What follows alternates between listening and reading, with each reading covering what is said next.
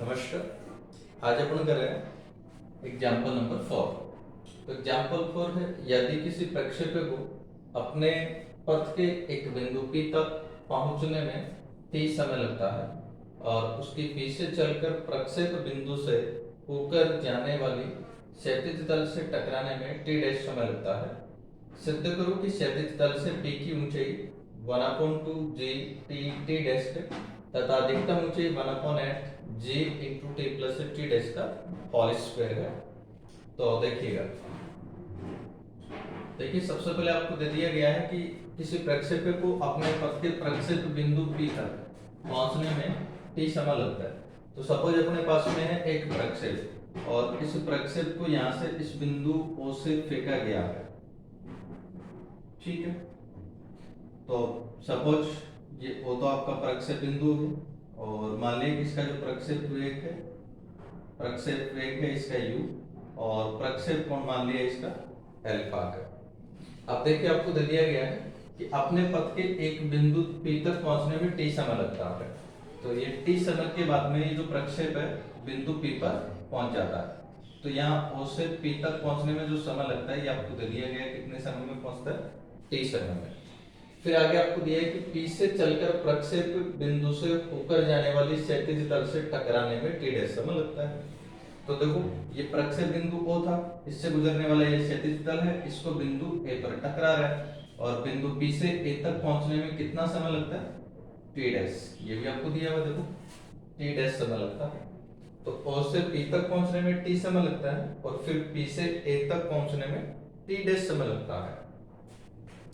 तो सिद्ध करना है कि क्षैतिज तल से जो P की ऊंचाई है, क्षैतिज तल से P की ऊंचाई मान ली सपोज ये h है। तो आपको सिद्ध करना है क्षैतिज तल से P की ऊंचाई होगी 1/2 g t डैश और अधिकतम ऊंचाई होगी, तो ये इसकी अधिकतम ऊंचाई मान ली सपोज कैपिटल H है। तो अपने को ये स्मॉल h और कैपिटल H दोनों ज्ञात करनी है, ठीक है। स्मॉल h तो क्या है, बिंदु P की क्षैतिज तल से ऊंचाई और कैपिटल H है आपके पास में अधिकतम ऊंचाई, ये दोनों हमें ज्ञात करनी है। अब देखिएगा, सबसे पहले तो माना कि O प्रक्षेप बिंदु,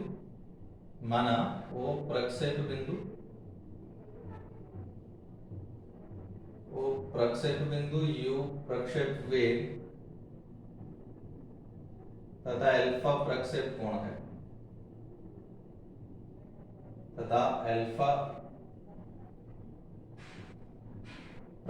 कोण है ठीक है भाई।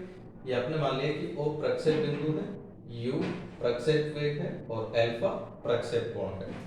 अब देखिए, ये आपको ज्ञात है कि O से P तक पहुंचने में जो समय लगता है ये स्मॉल t है और P से A तक पहुंचने में जो समय लगता है इस t डैश है। इसका मतलब O से A तक पहुंचने में जो समय लगता है वो आपके पास में जाएगा t प्लस t डैश, और O से A तक पहुंचने में जो समय लगता है इसको हम लोग कहते हैं उड्डयन काल। तो यहाँ जो इसका प्रक्षेप का जो उड्डयन काल है ये आपके पास में जाएगा t प्लस t डैश। तो इसलिए प्रक्षेप का उड्डयन काल t प्लस t डैश है।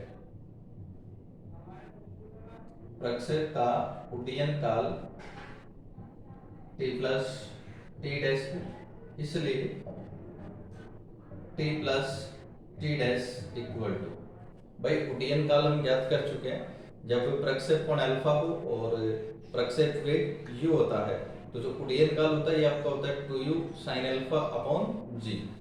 तो t प्लस t डैश ये आपके पास में आ गया 2u sin alpha upon g, और यहाँ से अगर अपन sin अल्फा ज्ञात कर लें तो ये sin अल्फा इक्वल टू ये अपने पास में आ जाएगा, ये 2u अपॉन g को हटा देंगे इधर से तो g into T plus t dash और बटा 2u, तो ये आपके पास में आ जाएगा भाई sin अल्फा, ठीक है।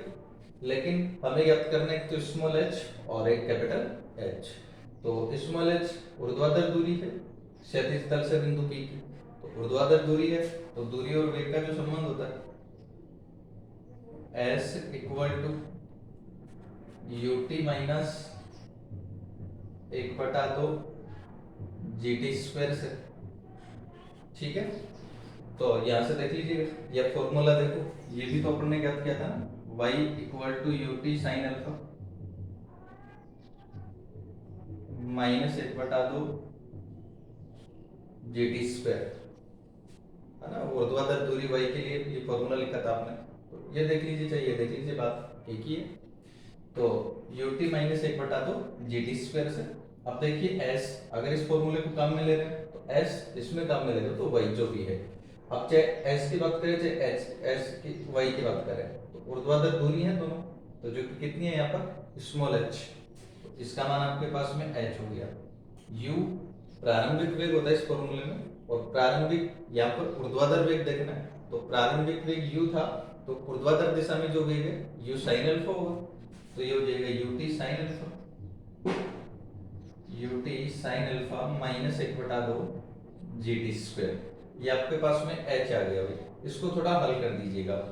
तो h इक्वल टू अपने को जो प्रूव करना है उसमें देखो आंसर आ रहा है 1/2 जी टी टी डैश, यानी कि इसमें अल्फा नहीं है, अल्फा नहीं है तो इस sin अल्फा का वैल्यू पुट कर दीजिएगा, तो sin अल्फा का जो मान है वो यहाँ पर लिख दीजिएगा, तो ये आ जाएगा ut और डॉट sin अल्फा का मान हमने लिखा G T plus t dash upon 2u minus 1/2 g t square, और इसको हल कर दीजिए। अब इसको हल करेंगे तो देखिए h इक्वल टू क्या आ जाएगा आपके पास में, h इक्वल टू यहाँ u से u हो जाएगा कैंसिल, तो अपने पास में बचा t अपॉन 2, और इसको मल्टीप्लाई कर लो t प्लस टी डैश से, तो सबसे पहले जैसे ही t से मल्टीप्लाई कर देंगे तो आ जाएगा 1/2 जी टी स्क्वायर, और फिर जब इससे मल्टीप्लाई करेंगे तो ये आपके पास में क्या आ जाएगा भाई, 1/2 plus 1/2 g T T dash, और फिर ये माइनस 1/2 जी टी स्क्वायर, तो माइनस 1/2 जी टी स्क्वायर। अब देखिएगा ये आपके पास में पॉजिटिव है और ये नेगेटिव है, दोनों कैंसिल हो जाएंगे, तो h equal to 1/2 g t, ये टी डैश है ना, टी डैश है, तो जी टी टी डैश, तो ये आपके पास में आ गई बिंदु P की क्षैतिज तल से ऊंचाई, ठीक है, 1/2 जी टी टी डैश, और ये आपको ज्ञात करना था। दूसरा हमें इसमें ज्ञात करना है अधिकतम ऊंचाई, तो अधिकतम ऊंचाई जो होती है वो देखिए क्या होता है, अधिकतम ऊंचाई, अधिकतम ऊंचाई भी हम लोग ज्ञात कर लेंगे। तो अधिकतम ऊंचाई कैपिटल H इक्वल टू, देखिए भाई अधिकतम ऊंचाई के लिए अपने पास में जो फॉर्मूला होता है ये इस प्रकार से होता है, you square sine square alpha upon 2g। अब इसमें वैल्यू पुट कर दीजिएगा साइन अल्फा का, तो अधिकतम ऊंचाई कैपिटल H आपको मिल जाएगी। तो देखते हैं, देखिए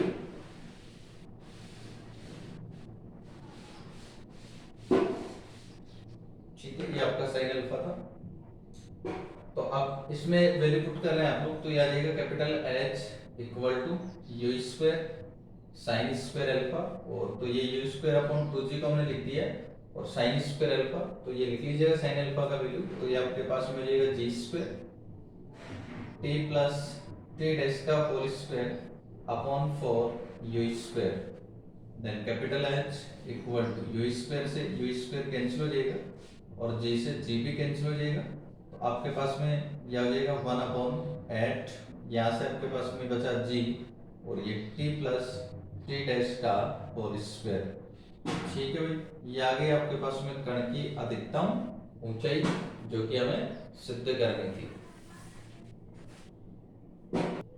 नेक्स्ट एग्जांपल 5, एक कण इस प्रकार से फेंका जाता है कि प्रक्षेप बिंदु से गुजरने वाले क्षैतिज समतल पर पराश्र कैपिटल आर है, यदि अल्फा तथा बीटा संभव प्रक्षेप कोण हो तथा T1 व T2 संगत उड्डयन काल हो, तो सिद्ध करो कि T1 square minus T2 square upon T1 square plus T2 square equal to sine alpha minus beta बटा साइन अल्फा प्लस बीटा। तो देखिए भाई, ठीक है, देखो अब एक कण है जिसको इस प्रकार से फेंका जाता है, प्रक्षेप बिंदु से गुजरने वाले समतल पर जो परास है ये कैपिटल आर है। देखिएगा ये सपोज प्रक्षेप बिंदु है O और ये अपना है क्षैतिज समतल, ठीक है। उससे कण को प्रक्षेपित किया जाता है और जब प्रक्षेपित किया जाता है तो इसका जो परास है वो कैपिटल R होता है। फिर देखो आपको दिया है अल्फा और बीटा संभव प्रक्षेप कोण, यहाँ पर दो प्रक्षेप कोण दिया हुआ है। दो प्रक्षेप कोण क्यों दिया हुआ है? क्योंकि कल हमने देखा था कि किसी भी प्रक्षेप में दो ऐसे प्रक्षेप कोण होते हैं जिन पर परास बराबर होती है, ठीक है। इसका मतलब वो दोनों प्रक्षेप यहाँ पर दे दिए, एक तो अल्फा कोण पर फेंका जाता है और एक जब आप इसको बीटा कोण पर फेंकते हैं तो दोनों बार में आपकी जो परास है ये कैपिटल आर की रहती है, ठीक है। मान लिया कि सपोज इसको अल्फा कोण पर प्रक्षेपित किया है और इसको दूसरे को बीटा कोण पर प्रक्षेपित किया है, ठीक है। तो प्रक्षेप वेग भी लिख लीजिए इनका। तो माना प्रक्षेप वेग u1 तथा u2, कण एक ही है, प्रक्षेपित इसको दो बार कर रहे हैं, एक बार u1 वेग से और एक बार u2 वेग से। तो माना प्रक्षेप वेग u1 तथा u2 है, प्रक्षेप वेग u1 तथा u2 है तथा इनके संगत जो प्रक्षेप कोण है वो अल्फा और बीटा है। प्रक्षेप वेग u1 तथा u2 है तथा इनके संगत प्रक्षेप कोण, इनके संगत प्रक्षेप कोण, इनके संगत प्रक्षेप कोण क्रमशः अल्फा तथा बीटा है। प्रक्षेप कोण क्रमशः अल्फा तथा बीटा है। तो प्रक्षेप वेग भी आपको मिल गया और प्रक्षेप कोण भी मिल गया, ठीक है। तो अब देखिएगा जो परास है दोनों बार में जब हम पहली बार प्रक्षेपित कर रहे हैं u1 वेग से अल्फा कोण पर तब भी परास कैपिटल आर मिलता है, और जब दूसरी बार प्रक्षेपित करते हैं u2 वेग से बीटा कोण पर तब भी परास आर ही मिलता है। तो परास का फॉर्मूला आप लोग जानते हैं, तो R इक्वल टू पहली बार जब प्रक्षेपित किया तब के लिए मैं लिख रहा हूँ। देखो परास का जो फॉर्मूला होता है ये आप जानते हैं, इस प्रकार से होता है u square sine 2 alpha upon g, ठीक है। तो इस फॉर्मूले में वैल्यू पुट कर लीजिए। तो u स्क्वायर पहले कण की अगर बात करेंगे तो u1 स्क्वायर साइन 2 अल्फा का मैं फॉर्मूला यहाँ लिख सकता हूँ 2 साइन अल्फा कोस अल्फा और बटा g, और दोनों बार में बराबर रहती है परास, इसलिए दूसरी बार में भी इसके बराबर ही आएगी परास। अब आएगी कितनी वो देखिएगा भाई, दूसरी बार में वेग तो है u2 और जो कोण है प्रक्षेप कोण वो आपके पास में बीटा है। तब यह आ जाएगा 2u1 के स्थान पर u2 कर दीजिएगा और अल्फा के स्थान पर बीटा कर दीजिए, तो sign beta cos beta upon g। अब यहां से देखिएगा दोनों को आप जैसे इक्वल करते हैं 2 से 2 कैंसिल हो जाता है, g से g कैंसिल हो जाता है, u2 का पक्षांतरण कर लीजिए इस साइड ले ले, तो u1 square upon u2 square equal to आपके पास में आ जाएगा साइन बीटा कॉस बीटा और बटा में आ जाएगा sine alpha cos alpha, sine alpha cos alpha. इसको आप कर दीजिए इक्वेशन नंबर फर्स्ट, ठीक है। लेकिन अपने को तो सिद्ध ये करना है t1 square minus t2 square upon t1 square plus t2 square बराबर साइन अल्फा माइनस बीटा और बटा साइन अल्फा प्लस बीटा, ये आपको प्रूव करना है। अब इसको प्रूव करने के लिए देखो आपके पास में t1 और t2 की आवश्यकता है, और t1 और t2 आपको दिए गए हैं कि t1 व t2 क्या है, इनके संगत उड्डयन काल। तो अब उड्डयन काल हम लोग लिख लेंगे। तो चूंकि उड्डयन काल क्रमशः t1 तथा t2 है, उड्डयन काल क्रमशः t1 तथा t2, क्रमशः t1 तथा t2 है, तो दोनों का फॉर्मूला आप लोग लिख लीजिएगा उड्डयन काल का। तो पहला t1 इक्वल टू, देखो उड्डयन काल t हम लोग जानते हैं 2u sin alpha upon g होता है, तो फॉर्मूला यहाँ लिखेंगे तो पहले के लिए आ जाएगा 2u1 sin alpha upon g, और दूसरे t2 के लिए जब आप लोग लिखेंगे तो t2 इक्वल टू आपके पास में जाएगा 2u2 sin alpha upon g, ठीक है। तो t1 और t2 दोनों आपने लिख लिए। अब जो प्रूव करना है उसको देखिए, प्रूव आपको करना है t one square minus t two square बटा t one square plus t two square. तो हम लोग क्या करेंगे, इसको लिख लीजिएगा आप लोग, t one square minus t two square, LHS को लिख लीजिएगा वहां से एज इट इज। तो t one square minus t two square बटा t one square plus t two square. इसको हल करना है और हल करके सिद्ध करना है कि ये बराबर होगा साइन अल्फा माइनस बीटा बटा साइन अल्फा प्लस बीटा के। तो करिए, पहला टी वन स्क्वायर जब करेंगे तो क्या आ जाएगा भाई, देखो टी वन स्क्वायर हम जैसे ही करेंगे देखो, तो दोनों में से 2/g कॉमन आ रहा है ना, T1 और T2 में, तो 2/g और उसका स्क्वायर यानी कि 4/g स्क्वायर, ये आपके पास कॉमन आ जाएगा। तो इसको कॉमन लेने के बाद में देखो T1 में से तो क्या बचेगा, स्क्वायर है ना T1 का, तो u1 square sine square alpha, तो ये हो जाएगा u1 square sine square alpha minus T2 में से देखिएगा u2 square sine square beta होगा ना, इसमें बीटा को ऊपर प्रक्षेपित किया दूसरे क्रम को, तो ये हो जाएगा u2 square sine square beta. और इसी प्रकार से बटा में जब प्लस आप लोग करेंगे तब भी वही 4/g स्क्वायर तो आपका कॉमन रहेगा, तो आ जाएगा u1 square sine square alpha, बस माइनस की जगह प्लस हो जाएगा, तो u2 square sine square beta. ठीक है भाई,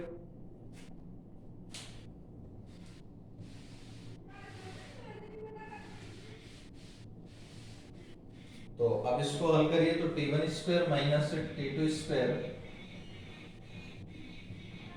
upon t one square plus t two square equal to, देखिए 4/g स्क्वायर आपके पास में कॉमन आ जाएगा।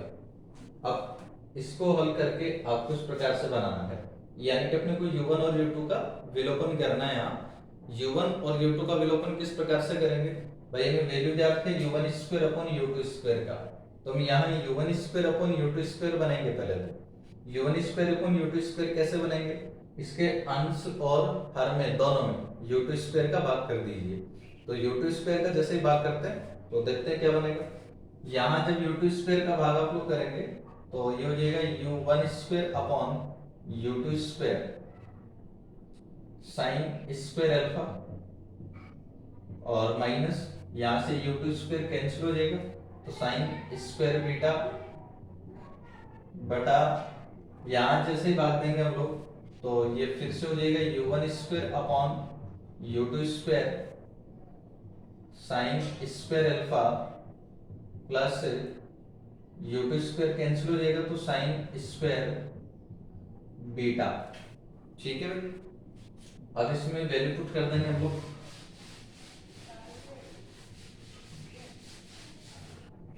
इसमें वैल्यू पुट करिए u1 square upon u2 square का, तो u1 square upon u2 square का वैल्यू पुट करेंगे तो देखो क्या बनेगा, u1 square upon u2 square, इसको लिख दो साइन बीटा कोस बीटा बटा साइन अल्फा कोस अल्फा, तो ये इसका वैल्यू पुट हमने कर दिया साइन बीटा कॉस बीटा बटा sine alpha cos alpha,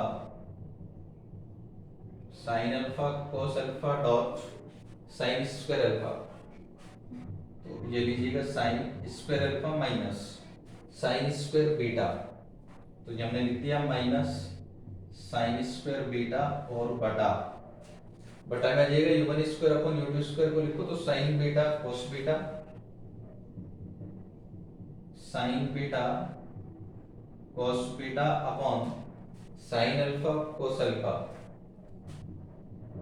sine alpha cos alpha dot, फिर ये आपके पास में आ गया साइन स्क्वायर अल्फा, तो sign square alpha plus sign square beta.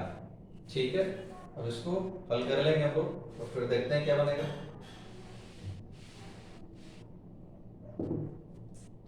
Equal to, अब इसमें साइन अल्फा कैंसिल हो जाएगी और यहाँ भी साइन अल्फा कैंसिल हो जाएगा। अब देखो अंश और हर दोनों का एलसीएम बनेगा कोस अल्फा, तो कोस अल्फा से कोस अल्फा तो जाएगा कैंसिल, और एलसीएम बनने के उपरांत जो बचता है वो हम लोग लिख लेते हैं।